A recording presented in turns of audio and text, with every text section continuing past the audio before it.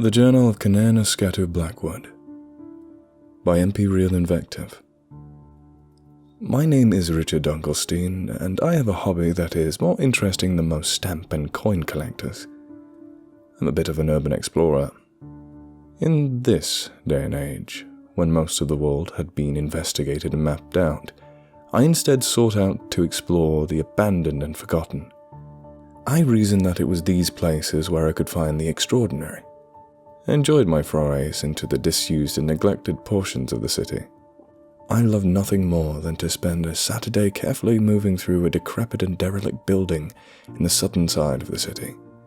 It was on one of these Saturday expeditions this past year that I first came across the Journal of Kaneonuskatew Blackwood. I had been rummaging through an abandoned building on the industrial side of town when I discovered the journal. The first few floors were devoid of anything really interesting, but when I reached the 6th and upper floor, I found a solid mattress and a desk. Sitting on the desk was a fountain pen and a paper journal.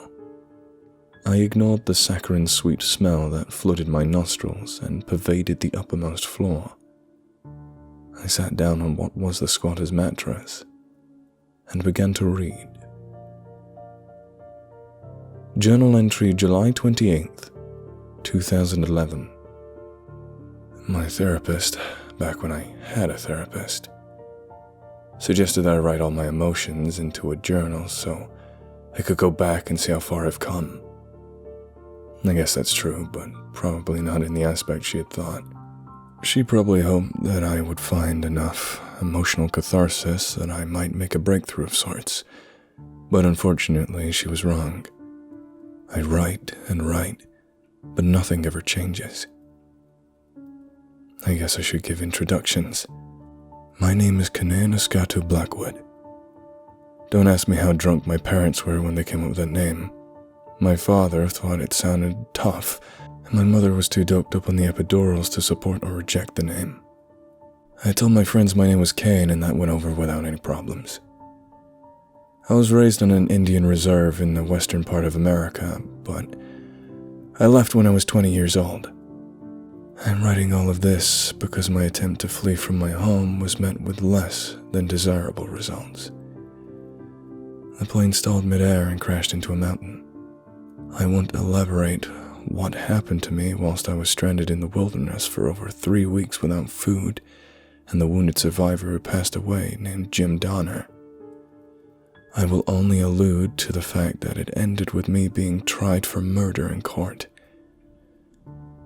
I don't feel it necessary to expand on this, as shortly after my court hearing, my journal that I had typed whilst awaiting my trial was made public. Note from Richard Dunkelstein, I believe he was talking about this, a story entitled At My Most Human State. Even though I was declared not guilty by the judicial system, the release of my journal made me into a pariah. I couldn't live in one place for too long. As soon as the people placed my name and face to the tragedy, I had to leave. Their looks of disdain and harsh words were too much for me to bear. I was and am a social exile. I only did what was necessary to survive. I believe that anyone who had been in my situation would have done the same. But no one seems to be willing to step up to that challenge of being without food for 3 weeks and having to eat your only friend. I received a small sum from when I pressed charges against the airlines that had put me in that fiendish situation. But once my sentiments came out, their support and funding dried up. I found myself an outcast. I moved out to New York. It was the only place where someone could be swallowed up in anonymity. I lost everything. My identity, my ability to sustain myself, my pride. I had once asked the gods for a new start. Unfortunately, I didn't know that the gods were so cruel and sarcastic when they offered up that supplication. I got my wishes in spades. I live my life day to day on the streets. My frostbitten deformities make begging a rather easy thing. The tips of my fingers and nose have gone black. I don't have any more sensation in them, which took some getting used to, but doesn't even faze me now. I'm still gaunt like a skeleton, even a year after the plane crash that resulted in my near starvation. I earn enough begging to keep myself fed. It's not the healthiest situation, but it could be much worse. Journal entry, August 7th, 2011. I had that dream again. I'm peering into the cockpit of the plane. The only part of the pilot's body that I can see is his hand. The impact crushed the cockpit and now it looks like it imploded. His hand twitches in its death throes, but it's also beckoning. It's calling me forward like I should have died in the crash instead of surviving. I back away from the corpse and turn to flee, but the stewardess is behind me. Her ribcage is splayed open from the cart smashing into her during the crash. The ribs move and her insides pulse with every breath. It gives the impression the ribs are teeth and they're grinding, masticating. She lurches forward and the last thing I feel before I wake up are the bones piercing into me. I wake up with a scream in my throat. One of the benefits of living by yourself is that in moments like these, you don't have to explain yourself to anyone. I'm sweating heavily and my throat feels raw. What disturbs me the most about these dreams is the realization that they're stirring up old memories and sensations. I can almost taste the coppery sweet marrow in my mouth. It isn't an unpleasant taste, but I know that it is that taboo thought that has resulted in my ostracization from the rest of society. My stomach growls at me. I lie back down and let the uncontrollable sobbing wreck my body. Entry September 1st, 2011. My nights belong to my nightmares, and my waking moments are now spent in fear. My therapist would probably chalk up the nightmares as my mind's attempt to process the horrible events.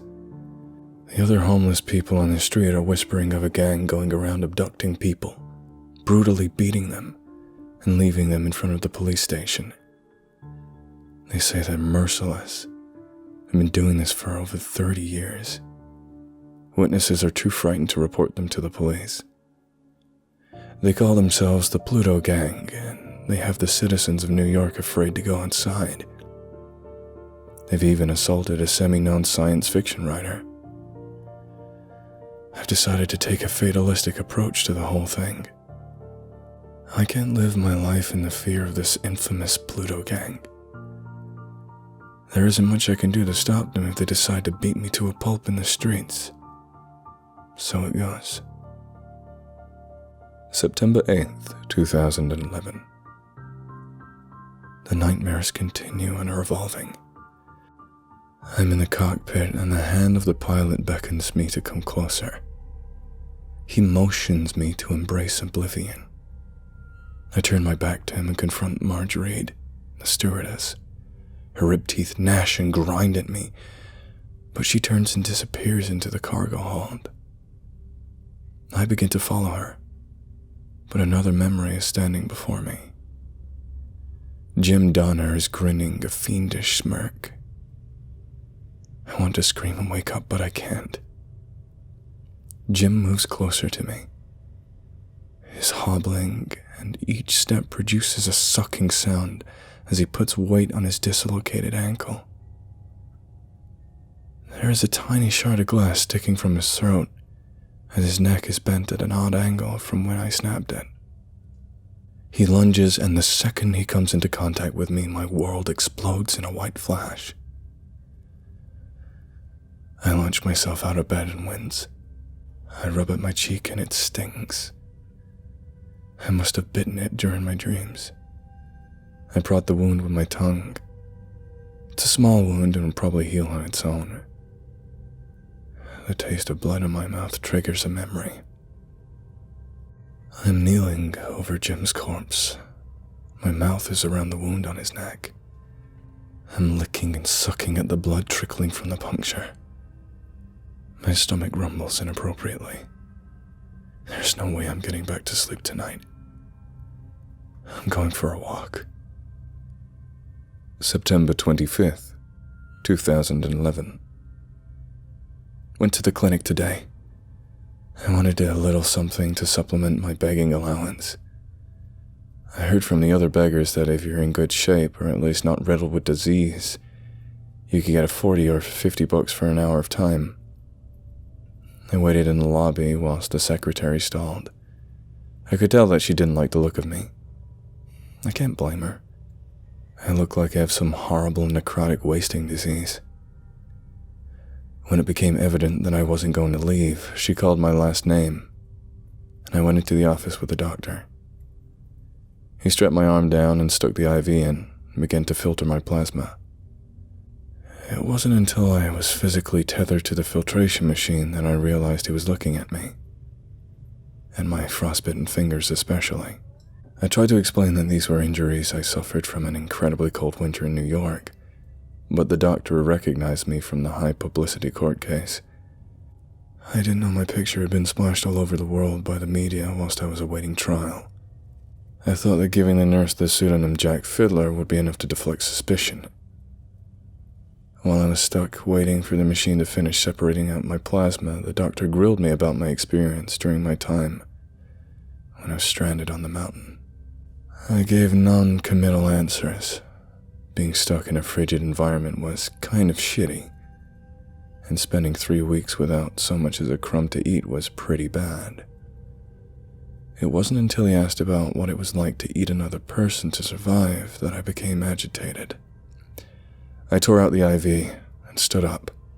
I fled the clinic without receiving any money for donating plasma, but I had to get out of there. September 29th, 2011. Got drunk today. I had no real reason for getting wasted. Just wanted to.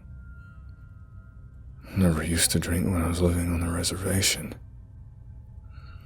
This journal entry is stained with a reddish-brown substance. The dreams are back. Well, that's not true. They never left. But I had found myself lulled into a false sense of security by the repetitiveness of the nightmares. The beckoning hand, the savage stewardess, and Jim were now commonplace.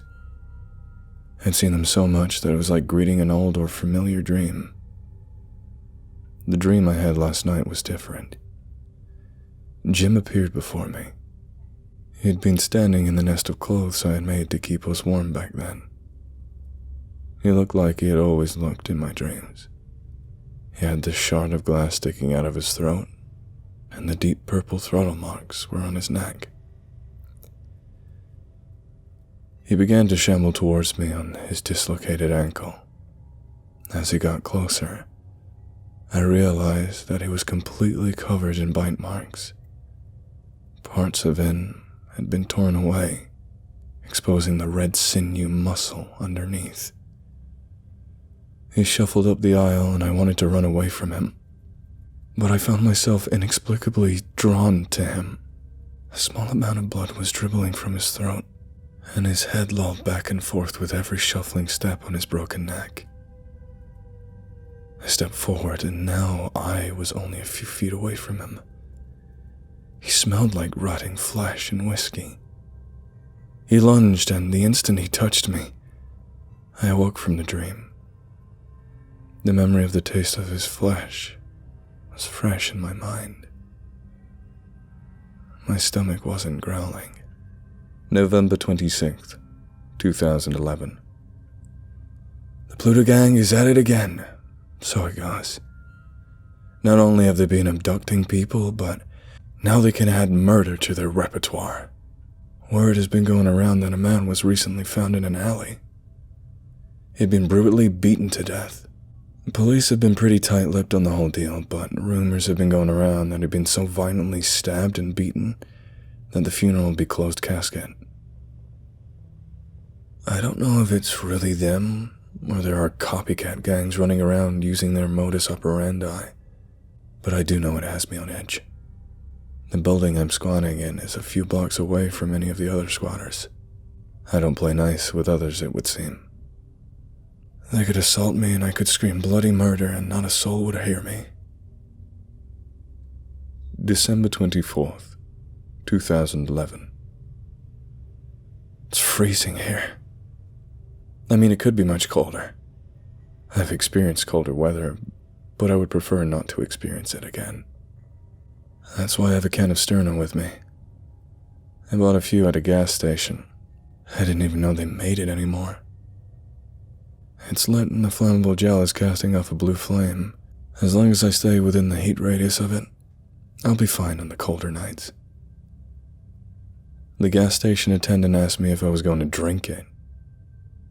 I have seen a few of my older, more alcoholic neighbors back on the reserve strain it through a sock and drink it. They call it squeeze. It's a quick and easy way to go blind. I politely let them know I was using it to fend off the cold. I wanted nothing more than just throw it in his face and set him aflame. I've been noticing lately that I've been getting agitated easily, and without much provocation. January 2nd, 2012. I have had a bit of a revelation of sorts. January 3rd, 2012. I guess I need to elaborate on that. The pieces of the puzzle were before me this past month or so. It wasn't until the dream last night that I began to reassemble the puzzle. The quickness in which I would lose my temper, the tonal changes of my dreams, the lack of hunger. I know what's been happening. I'll tell you of my dream. It began like all the other reoccurring dreams I had since the plane crash. I watched the convulsing and clutching hand of the pilot. I sidestepped the stewardess whose body was split open and masticating like a mad dog. I moved down the aisle and confronted Jim Donner. Something was different this time. It didn't end as a white flash. As soon as I touched him, I was on him, my hands wrapped around his throat as he feebly beat at me. I watched him die. I began my macabre feast. Once I had had my fill of him, I stood up and went to the door that led to the cargo hold. Everything was so clear and prescient. I knew what was going to happen next. It was more like a memory than a dream. During the trials, I couldn't remember anything during my time in the cargo hold, but now it was clear as day. The door swung open and the stench of week-old death wafted in from the inky blackness. I stripped off my jacket and makeshift gloves. I wouldn't need them anymore. I was where I belonged. The memories. I remember shoving my face into their cold abdomens and tearing at them. I buried my face into their ribs and gnawed at their hearts. It was difficult to chew due to the damage the cold had inflicted on their corpses. I beat and broke their bones and lapped up their marrow. It was salty and had the taste of iron. I remember the taste of their marrow, their blood and their flesh. I remember all of those delectable tastes. The pieces are all in place. I haven't been hungry because I've been satiating my urges. When did I become a somnambulist? Is the Pluto Gang even real? I know the murders aren't theirs to claim. How long have I been sleepwalking through my nights? How many times have I woken up feeling oddly fresh and full? I don't know how long for certain I've been giving into my darkest desires, but I do know one thing. I am so very hungry. The other pages had been stained and all dark red and unreadable. I set the journal down. I wanted to leave, but something was preventing me from doing so. I had some sort of unfinished business. His last journal entry was over a year ago. Could he have abandoned this place and set up another haunt? There was nothing to indicate that someone had been there. Dust and cobwebs had begun to form on everything. The thing that bothered me the most was the smell. What was the smell? It was cloying, a sickly sweet scent. I can't really describe the smell other than thinking of one time when I was a child I ate a jar of honey and got sick. This smell brought back that memory and that feeling of upset. The smell was coming from a nearby bathroom. I wasn't sure if there was running water here anymore. At first I thought it was the smell of fetid water that had been sitting in the bathtub for months on end. But my attention shifted elsewhere when I saw the writing on the wall. It, of course, wasn't methodical writing. I had already read the methodical writing that I should have gotten the hell out of there the moment when I picked up the journal. This was actual writing. It was scrawled all over the bathroom walls and mirror in a black felt-tip marker. Wendigo. The words overlapped each other, and the ink had begun to bleed into the plaster of the walls. What could it all mean? Wendigo. Crazy? I assumed he had gone crazy years ago after the plane crash. Wendigo. Went he go on his serial cannibalistic spree? Wendigo. I was missing something. I couldn't see the whole picture. Wendigo. The pieces clicked together when I said it out loud. Wendigo. Wendigo. He had gone completely off of his rocker. He thought he was a Wendigo, a cannibalistic spirit prominent in Native American legends. I didn't care about investigating the smell anymore. I wanted out. I had just turned around when a voice rasped. Oh, my feet. My burning feet of fire. It wasn't the words that startled me, but the way that he spoke them. It was somewhere between an inaudible noise and a whisper, but the sound of it ground into my ears like sanding paper. I think if I should live 100 years, I will never hear another sound that instantly raises the hair on the back of my neck and made my stomach do a somersault like the sound of Blackwood talking. It sounded like it was his first time he had spoken in months. He was just outside the bathroom, and he was waiting for me to show myself.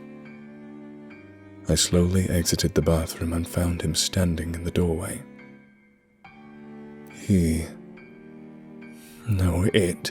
Because he barely looked human now, exhaled a rattling rasp. He was bone thin. The tips of his fingers and nose were black and necrotic. His eyes were sunken sockets in his head, and they regarded me with feverish fervor that reflected insanity itself. The blackened skin had drawn back from his nails and gave him the image of having claws. He spoke like a radiator rattling a bulb around in its tubing. Did you read my journal? I nodded, too paralyzed by fear to speak. He paused for a moment longer than a standard pause and asked, Well, did you like it? The thing didn't give me time for an answer. He took a step forward and I edged towards the window. I knew it was on the 6th floor, but I would have rather risked falling 6 floors and splattering the street below than staying with this fiend any longer. He saw me nervously glance at the window and grated. I would prefer you home. I'm not a big fan of soup. He drug his tongue across his teeth, and it was then that I noticed they were decaying, but sharp. His diet of meat had worn his teeth down to look like he had filed them. I think I could smell his breath from 10 feet away. It was the same saccharine smell that I had noticed when I first entered the room. How long had he been watching me? He lunged across the room faster than a blink and swung a cylindrical object at my head. I would later realize that his weapon was a bone, maybe a femur, and it had notches on it where it had been gnawed on. It would have brained me had I not acted on instinct. I had managed to duck the swing and fled towards the door. He threw his weapon at me whilst I fled, and it hit me square in the back. I lost my balance and smashed into the wall with my forward momentum. I managed to shake off my daze and kept running towards the stairwell. I would later find a bruise the size of a grapefruit from the assault. What was once Kaneonuskatew Blackwood gave a hellish growl and proceeded to give chase. I knew that if he caught up to me, he would tear me apart and eat me. I ran down the stairs, skipping 2 steps at a time. I could hear the soft slap of his shoeless feet striking the floor as he hunted me down. I could hear him gnashing his teeth and making guttural sounds behind me. I flew down the flights of stairs and ran out into the lobby. The door was closed and I didn't want to fumble with the knob with him so close behind me. So I lowered my shoulder and rammed into it. It groaned in its frame, but it didn't burst open. I frantically planted a foot and kicked with all my might, but it still wasn't breaking open. The sound of him was getting closer by the second. I gave one last desperate kick and was instantly relieved as it blew open and revealed the street. I started forward, but something jerked me backwards. He had grabbed me by the collar of my shirt and was pulling me back towards his gaping, rotting mouth. I was dumbfounded by such gaunt, famish-looking man having the strength to pull me back by the collar. His rancid breath puffed on my neck, and the sensation was so revolting that I gagged. I tore up my shirt and shucked it like a snake shedding its skin and wriggled loose. I took off down the street away from the abandoned building. When I hazarded a look back over my shoulder, I saw him in the street. He had a strip of my shirt and brought it to his mouth. He dragged his tongue across the shred like he could taste my fear. He then howled in a bestial manner and returned to his lair. I didn't stop running until I was able to flag a taxi and vanish into the sea of anonymity that was New York. That was a few months ago. I went to the police, but they shrugged off my outlandish story. I couldn't say I blamed them. Would you believe a story about a Wendigo squatting in an abandoned building and feeding his carnal, cannibalistic desires? You get laughed out of the precinct if you even decided to follow up.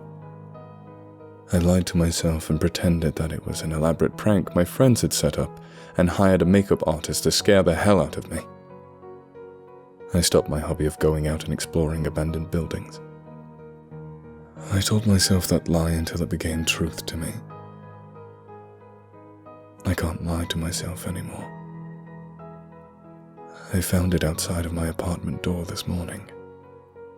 I was getting ready to go to work for the day. I opened the door and it fell into my apartment. I picked up the book and almost pissed my pants when I recognized his journal. A small white object, similar in shape to a bullet, slid from between the pages. It was the distal portion of a human phalange. It had been acting as a bookmark for a page. I flipped it to the page and with trembling hands and quavering voice, read aloud. You never gave me feedback on my journal. We should discuss it over a bite.